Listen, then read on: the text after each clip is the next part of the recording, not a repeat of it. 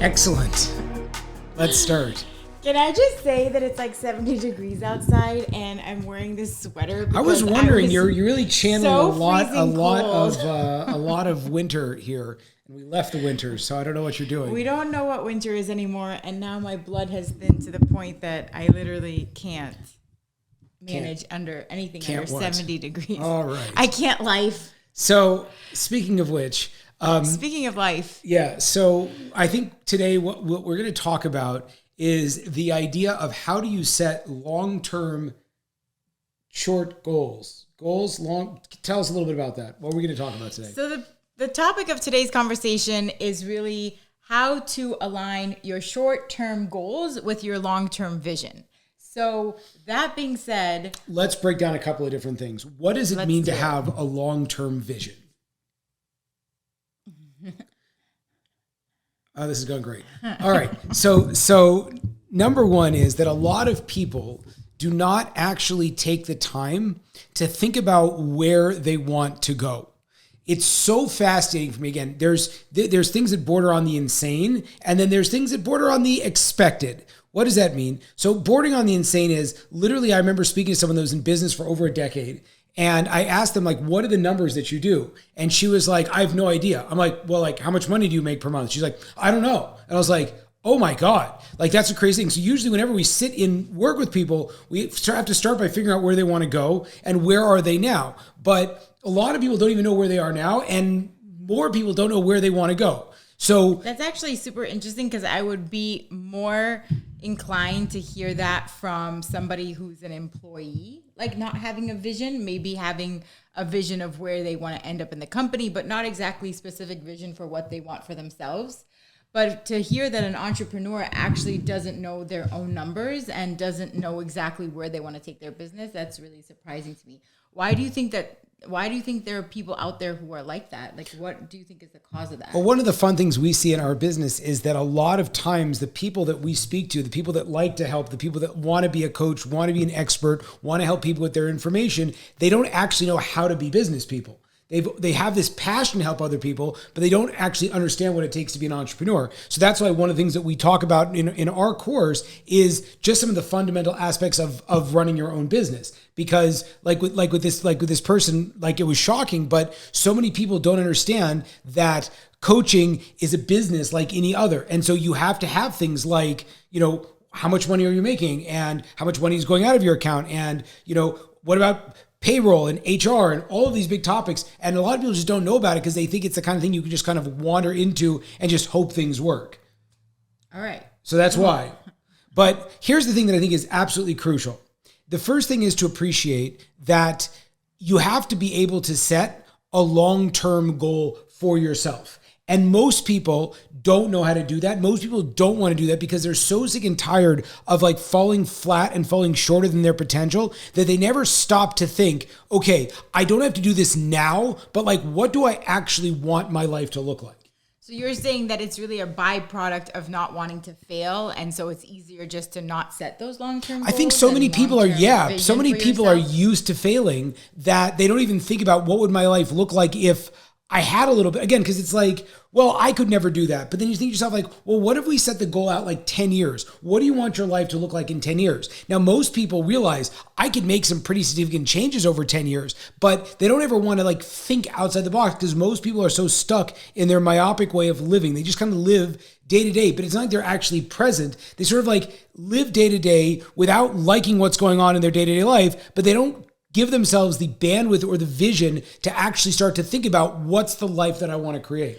So that's actually a really good point, which is how would you, if you were talking to someone who's just starting out and who wants to really see that the trajectory of their life will have an uptick or have a completely different look in about 5 to 10 years, where would you start? Would you start with a 1-year vision? Would you start with a 3 or 5 year vision? Where would you start, or would you do all of those different pieces with them? So one of the things that I love to do is just to start to ask people, like, what kind of a life do you want? Like, what do you think is actually possible? What if I could get you anywhere that you wanted to go, where would that be? Again, most of us are so used to just getting, there's this, and I'm going to get on a soapbox a little bit, but like, there's just such a, just mediocrity, just infuses our culture where we're all kind of told this is what's possible for you, and based on your education level and based on what we think about you and what boxes you fit in, this is what you can kind of have. And like personally, like that just makes me want to like throw up, because it's like,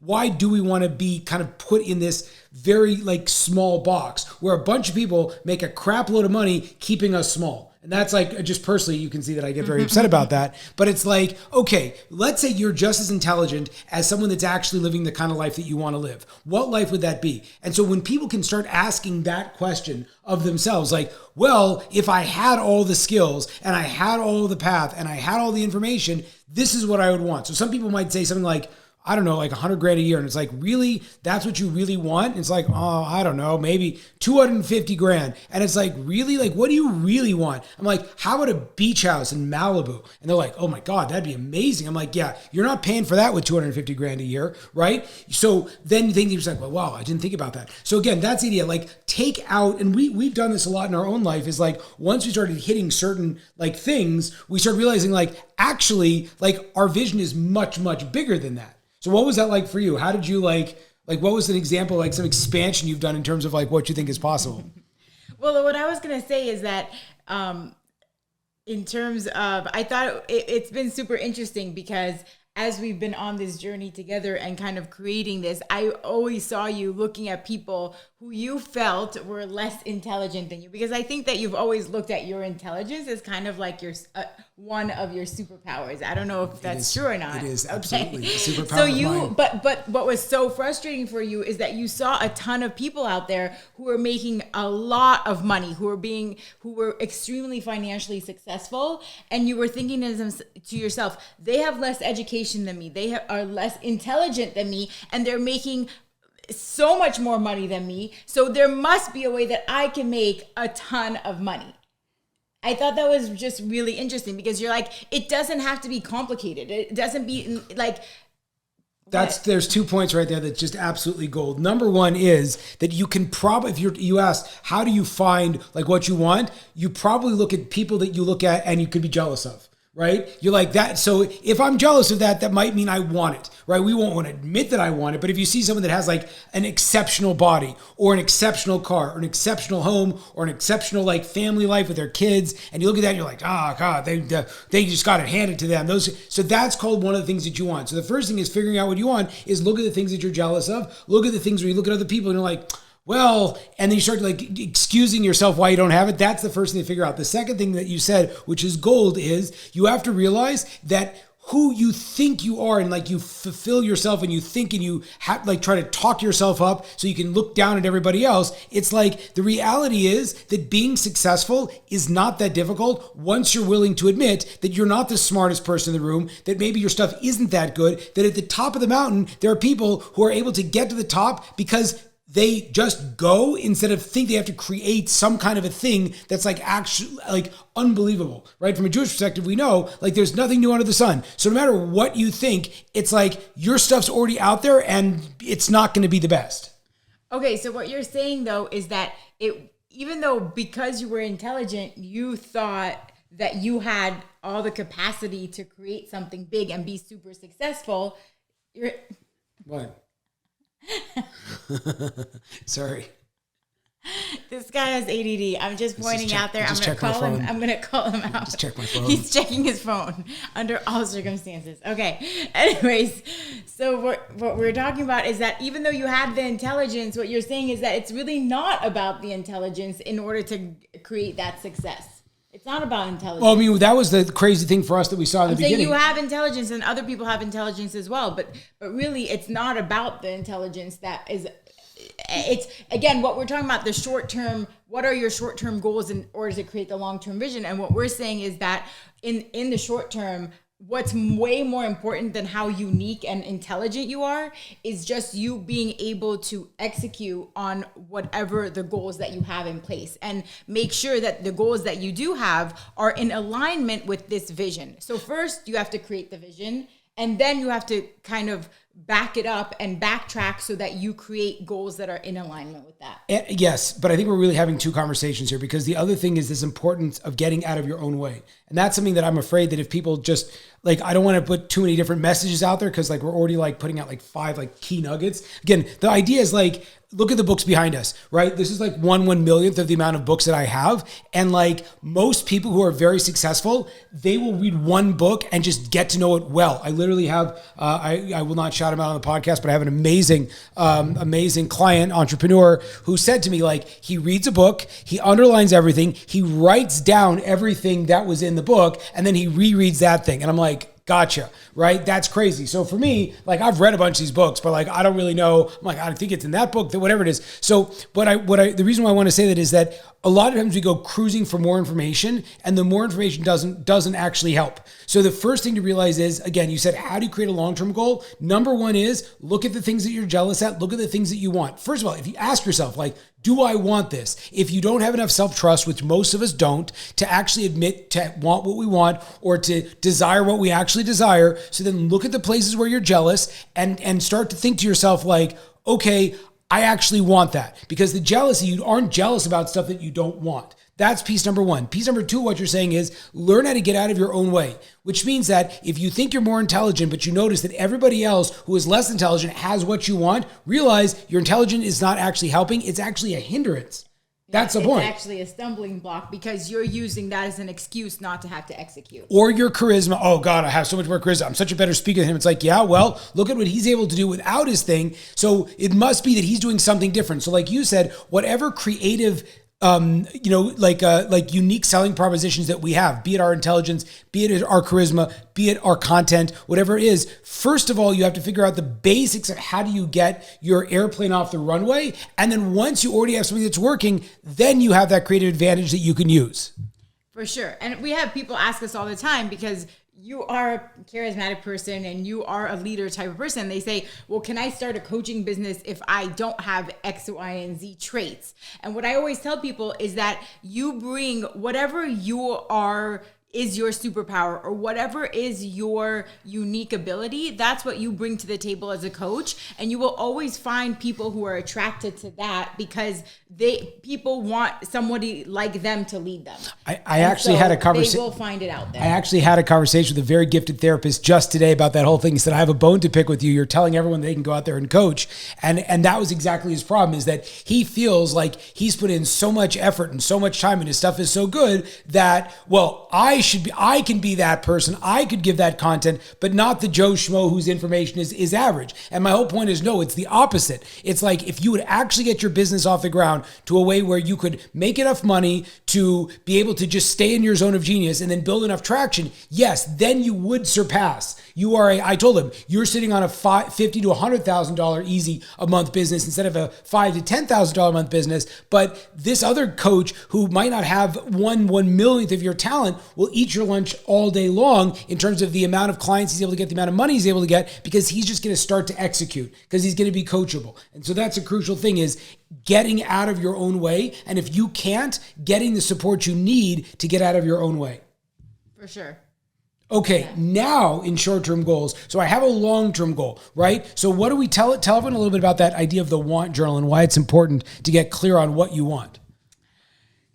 Well, I think what you were saying earlier was that a lot of times people don't give themselves permission to actually want things, or to want to change their life. They think that I should just, again, there's such an air and a culture of like gratitude. It's like, yes, absolutely. You should be grateful for all the things that you have in your life. And at the same time, without having that itch for more, for what you actually truly want and internally want to kind of create for your life, you're never going to be able to feel like you're living in alignment with yourself. Like you're always going to feel like there's something missing. Don't you think? Yeah, for sure. I mean, again, I think you can want things and also be in gratitude of all the things that you already have. People really like to make a martyr out of themselves so that they don't have to go after what they want. Oh, I have to do this for the kids. I have to do this for my spouse. I have to do this because God wants me to do it. And it's like, well, yes, or you're just making excuses for why you're going to fall short and not actually go after what you want. And that's the crazy thing that you see. It's like you could literally lead a person to water, but they will give you all kinds of excuses about why they can't drink it. And also, I'm saying we're talking about this like long-term vision piece. It's like if you can't sit down and say what you want, you will never be able to craft that long-term vision for yourself because you have absolutely no clue where the destination is. So again, we talk about this all the time, is that when we first start working with clients, it's like, what is the GPS? Where is that GPS leading to? If you have no destination, you can be going in circles all over the place, left and right, and you're never going to get to where you want to go because you have no clue where you want to go. And so it is such an important question to ask, what do I really want? What do I want for my business? What do I want for my life, my relationship? And whatever area that you decide to focus on, whatever area you find is the priority for you, actually look at it and take that microscope and kind of zoom in on that lens so that you're able to really, achieve the goals and dreams that you have. Yeah, it comes down to a lot of people feeling they're not worthy or not capable. And that's the interesting thing. And again, you might be a leader, you might have people that follow, you might be a parent, you might be a whatever it might be. But I see in all of the, don't think that your self-limiting beliefs are not stopping you. That it doesn't matter what you've achieved. I can tell you, it's true. I've literally worked with billionaires, with people that have led thousands of people as religious leaders. Like, we all suffer from this stuff. And if you find yourself like being like, well, I don't know if I could do it, like, examine that, wonder about that, get support around that so you can move out of your own way. Because as long as you're sitting in your own way, like, your potential will be squandered. And some people are like, well, I don't have that much potential anyway, so squander away. But if it bothers you that you're living below where you actually want to be and your days suck because all you're doing is thinking about all the stuff that you don't have and you're so angry at everybody else who has all the nice stuff that you want, it's like, get out of your own way and go get it. Go, it's as John Madsen says, go get what's yours. That's an important idea. If you want it, you could have it. And I know that, again, that comes across as very like counter-religious probably for a lot of people, because like, well, if God doesn't, it's like, you know what? God believes in you. You have to believe in you and go get what you think you want. And again, if you would put all of this effort into something, it doesn't work, okay, then maybe you could say God doesn't want me to have it. Likely, you're just lazy. You just don't believe in yourself, or you're just too cheap to invest in the help you need to actually get to where you want to go. That's pretty intense. I think calling it's pretty people intense. lazy out there, calling them out. We all have laziness. I'm not sure if it's laziness. I think more underneath, again, it's so much about the layers and layers and layers that we have as individuals, meaning on the top, on the surface, it could look like you're lazy, but underneath it, it's just this deep sense of like, I'm not sure if I can actually accomplish this, so I'm not going to try because I don't want to disappoint the people around me or myself. And it's so much safer to keep in your comfort zone. And so, yes, maybe on the exterior it might look lazy, but I think inside it's like so much more that it's like percolating inside of there. You're right. Anyway, but let's move on to the pieces of like how to actually accomplish this, which is like how to create that short-term how to create those short-term goals to actually complement what you want to, where you want to go. So again, think about what you want. Think about when you want to be there. Then let's slow it down. I would start with, let's just start with again, for those who are not familiar with this, let's just start in a year. So how long do you think you'll need? Again, let's say you want to have a net worth of $50 million. Again, and like, unless you actually like crunch numbers and understand how much things actually cost, could be $50 million is insane. Could be that $50 million is undercutting what you actually need. So that's the whole idea. Tony Robbins wrote a book called Money Master the Game. And one of the chapters he has in that book, see, I guess I do retain some of my information because I read that back at UCLA. So that was about 15 years ago, right? So that's really impressive, right? I don't. So he talks about figure out how much it actually costs to like live your best life, and most people aren't willing to do it. So it's like, okay, I want a house here. Okay, well, how much is that house going to cost, right? What does that look like? Oh, I want to fly private. Yeah, you want to fly private? Like how many times a year? Oh, well, technically speaking, I only want to, So it's like actually figure out how much your life is going to cost you, right? And again, most people are like not even excited about doing that. But if you don't have clarity on where you want to go, you're probably not going to get there. So that's the first piece. And it's fun because it's like you don't even actually worry about getting there yet. You're like, that's awesome. Like that house is $6.8 million and that's only that's my vacation house, right? So it's like, cool. So then I want, what do I want my home house to look like? And where is that going to be? So you play that game, but you don't have to figure out how to get there. So it's actually a lot of fun because you're almost like shopping with money that you don't have yet. And it's not even about the money. And people are like always, oh, you're all about the money. It's like, no, it's like, I want to love what I do. If someone gave me, $5 million to sit at a desk, like I wouldn't do it. I wouldn't do it. It's like, it doesn't interest me at all, right? So it's like, so you have to figure out what you want, and then again, break it down into smaller chunks. So if it's going to take you, let's say I want to get there in 10 years, right? So let's cut it in half, and then let's cut it in half again.